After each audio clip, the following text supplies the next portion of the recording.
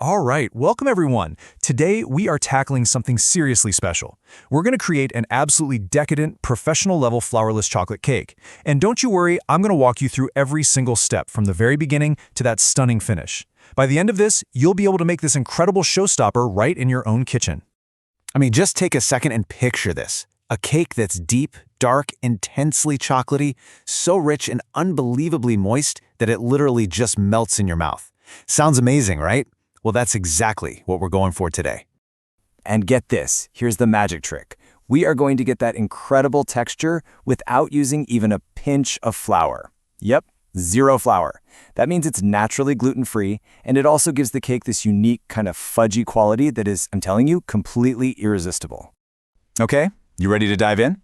So our masterpiece here is built in 3 parts. You've got the cake itself, then this velvety cream filling, and to top it all off, a flawless, super shiny glaze. Now, trust me on this, getting all your ingredients measured and ready to go before you start, what the chefs call mise en place, that is the absolute first step to success. It makes everything so much smoother. All right, first up, the foundation. This is the heart and soul of our recipe. It's the flourless chocolate base, and this is where all that deep, rich flavor starts. So we've got to get this part absolutely perfect. So we're going to start by gently melting our dark chocolate and butter together, probably over a double boiler or just a bowl over hot water. While that's doing its thing, go ahead and separate 4 eggs. Now the yolks, they get whisked with about a teaspoon of vanilla until they're super pale and fluffy. This step is huge. It adds both richness and air. Then you just combine that beautiful melted chocolate mixture right into your whisked yolks. Okay, now for the real key to this cake's amazing texture, the meringue.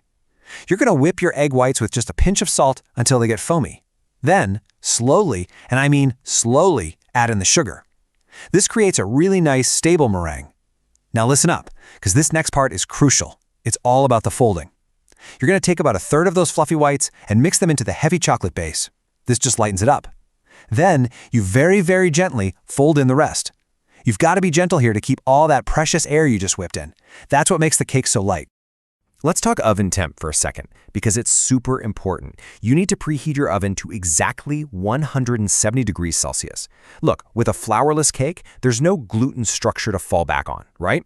So getting this temperature just right is the key to making sure it bakes perfectly even, without drying out or, sinking in the middle. And it doesn't take long at all. It's going to bake for just 20 to 25 minutes. But here's the thing. Once it comes out of the oven, you absolutely must let it cool down completely.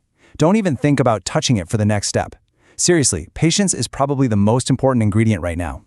Okay, so while that cake is cooling down, we can get to work on part 2, that velvety chocolate cream. Oh man, this is the luxurious filling that's going to go between our cake layers. It just adds a whole other dimension of flavor and texture. It's going to be amazing. And you'll see the process here is kind of similar to the cake base. First, you're going to make a rich ganache by melting your dark chocolate with some heavy cream. Easy enough. Then, in another bowl, whip up some more heavy cream with a little bit of sugar until you get soft peaks. And yep, just like before, we're using that same 2-stage folding technique. Lighten up the chocolate ganache with about 1/3 of the whipped cream, and then gently fold in the rest to keep it all wonderfully light and airy. All right, this is the moment we've been waiting for. This is where it all starts coming together. Our cake is cool, our cream is ready, it is time to assemble the layers and actually build this masterpiece. First things first, you're going to want to trim the edges of the cake just a bit. This gives you those nice, clean lines. Then, very carefully, cut it into 3 even layers. Oh, and before you add the cream, we're going to brush on a simple cocoa syrup. This adds extra moisture and a little more flavor. After that, it's just this really satisfying process. Layer of cake, a nice generous layer of that chocolate cream, and just keep repeating until all 3 layers are stacked up beautifully. I know I keep saying it, but patience is everything at this stage. This is not a rush job, okay? Once you've got it all assembled, the whole cake needs to go into the fridge for at least 3 hours. I'm serious. This lets that cream filling set up and makes the layers really stable, which is, well, it's absolutely non-negotiable if you want to get that perfect glaze on top. Okay, let's talk about the grand finale. The thing that takes this cake from just delicious to absolutely stunning. And that, my friends, is the perfect mirror glaze. This is what's going to give it that flawless, professional-looking finish. To get this started, you need to bloom your gelatin powder. All that means is you're going to sprinkle it over some cold water and let it sit for about 10 minutes to rehydrate. While that's happening, get a saucepan and whisk together your sugar and cocoa powder. Do this before adding liquid, it helps prevent lumps. Then go ahead and mix in your water and heavy cream. Now just bring that whole mixture up to a boil over medium heat. As soon as it boils, kill the heat and just let it cool down for a minute or two. Then you're going to add that bloom gelatin right in. The heat from the mixture is going to dissolve it perfectly. And here's the big secret to a super smooth, perfect glaze. You have to sift it through a fine mesh strainer. This little step catches any stubborn bits of cocoa or gelatin, and importantly, it gets rid of any big air bubbles. Okay, temperature for the glaze is, well, it's everything. You absolutely have to let the glaze cool down to between 28 and 30 degrees Celsius before you even think about pouring it. And you might be asking why. Well, if it's too hot, it's just going to slide right off the cake and melt the cream underneath. And if it's too cold, it's going to be thick and clumpy. So that tiny window of temperature, that is the sweet spot for getting that perfect mirror-like finish. We have baked, we have layered, we have chilled, we've done it all. And now it's time for the most satisfying part of this whole process, the stunning final reveal and the last few finishing touches. Okay, so go ahead and take your fully chilled, fully set cake out of the fridge. Give the sides a quick trim. This is going to give you perfectly sharp edges. Now for ultimate smoothness, I like to give that glaze one last sift right before I pour. Then you just take a deep breath and in one confident motion, pour it right over the top of the cake. Let it just cascade beautifully down the sides. A final 30 minutes in the fridge, and that's all it needs to set up completely.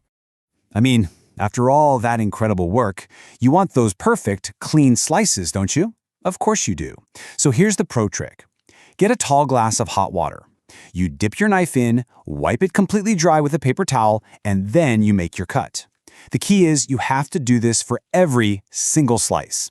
It just melts the chocolate ever so slightly and gives you that perfectly clean, professional-looking cut every single time.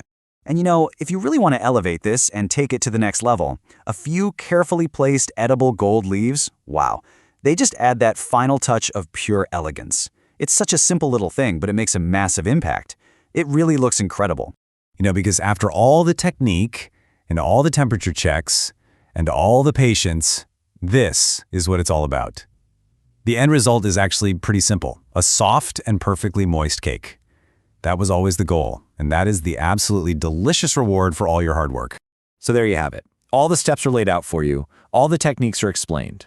Really, the only question left is, are you ready to get into your kitchen and create your very own flourless masterpiece?